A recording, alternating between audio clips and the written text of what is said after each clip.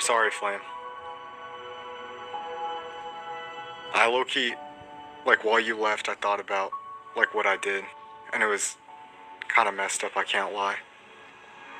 So, yeah. Sorry.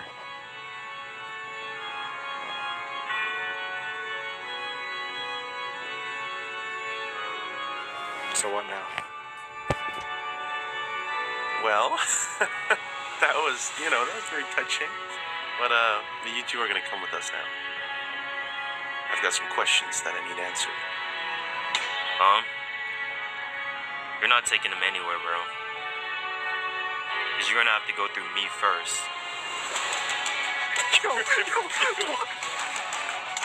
Yeah, just